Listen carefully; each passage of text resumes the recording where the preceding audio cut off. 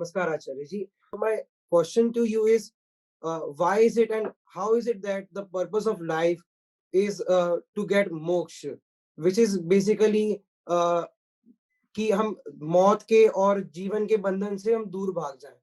Why isn't that knowledge of power is the purpose of life? Like I'm studying philosophy from Hansraj College, so I've read that Hegel's philosophy was that from if you look at the history of human beings, what we have been doing is we have been increasing our knowledge about ourselves and about our surroundings, and hence we are increasing our power. So our projected purpose of life might be that we become the most powerful being or the most knowledgeable being. So why is it that according to spirituality, the purpose of life is moksha? So it is not about your opinion versus somebody else's opinion. It is not about Hegel versus Vedanta or something. It's about reality. If knowledge or power can give you fulfillment, by all means go for knowledge and power. Right? Purpose of life is a very, very subjective thing, right? And when I say subjective, I do not mean variable as per the subject. I mean it is something that's intimately got to do with the subject, and you are the subject. You are the subject. Because we are talking of your life. We are talking about the purpose of your life. Right? Why do we need to talk of purpose of life? Because we do not feel all right as we are and where we are. Because we do not feel all right where we are, therefore we need to be somewhere else. Because we do not feel good the way our self-concept, our self-image is, therefore there is the need for change. Right? So it all starts from you. It does not start from the Upanishads or Hegel or Kant or Voltaire. No, not from there. It starts from you. What is it that would fulfill you? Because you are the one who is restless.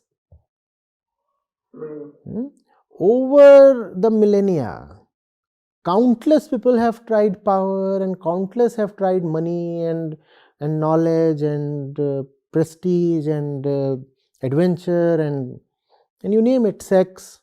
And man has tried all kinds of possible means to come to a certain fulfillment, because there is a gaping hole within.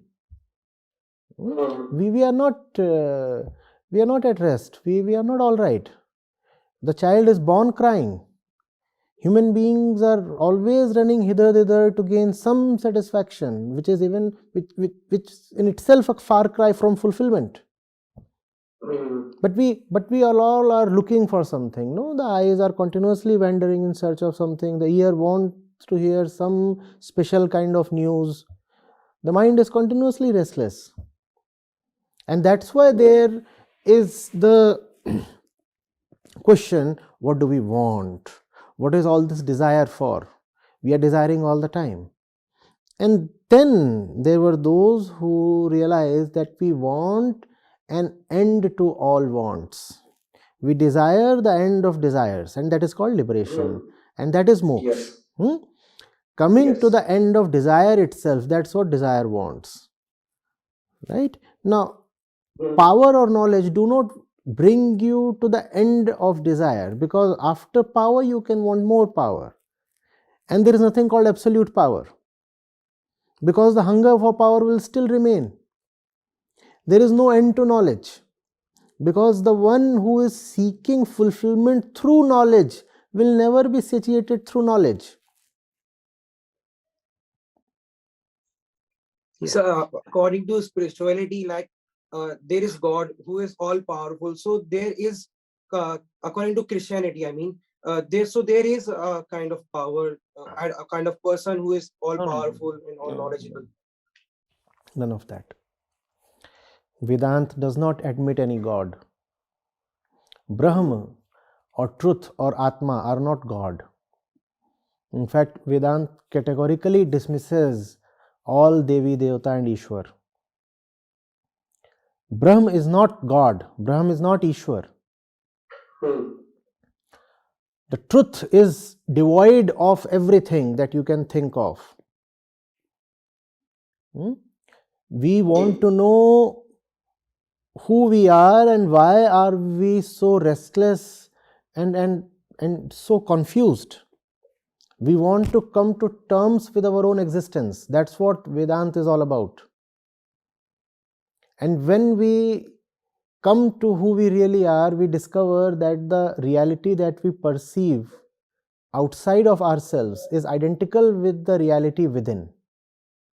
That is Vedanta. So Vedanta is not about believing in some creator God and his created universe. Vedanta says, who is the perceiver of the universe? I am that. And who am I?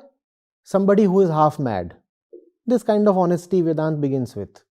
Who am I? Someone who is utterly confused. Somebody whose perceptions and conclusions are heavily unreliable. And if the world is my own perception, how do I begin with the world? I do not know whether even the world exists.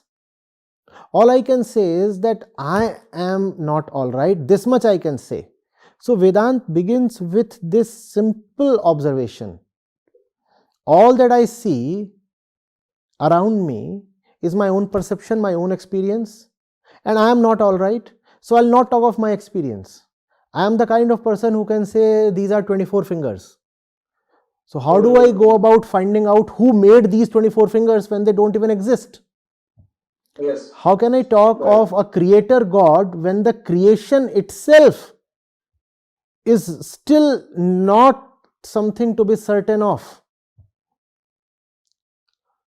Before I say who was the God who made the mountains and the trees, I have to ask myself, do the mountains and the trees even exist at all? And who am I to say they exist? I am saying they exist based on my own experience. But I'm a lunatic. Very humbly, I admit I am a lunatic. And if I am a lunatic, how do I ever that the mountains do definitely exist? They probably don't. So I'll not talk of the mountains. I'll talk of myself. And I'll ask myself, why am I so restless? Why don't I see things as they really are? Why do I project my desires upon everything? That's what Vedanta does, right?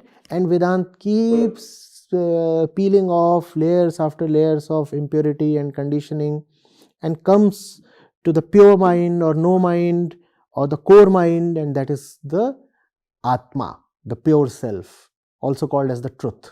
And when you are there, then what you see through your senses gains an immense clarity. And then you do not see distinctions outside of you. Not that the eyes do not see distinctions and black and white appear as one. But the meanings that those distinctions used to carry, they are no more there. And then you say all is Brahm. All is Brahm. That's what Vedanta is about. Vedanta is not about worshipping a god or worshipping this or that or believing in a certain creator. Vedanta believes in nothing. Vedanta is ruthless inquiry. No belief, no superstitions, no mandates, no commandments, nothing of that kind. Very, very pure and solid and ruthless inquiry. That's all. Thank you, Acharya.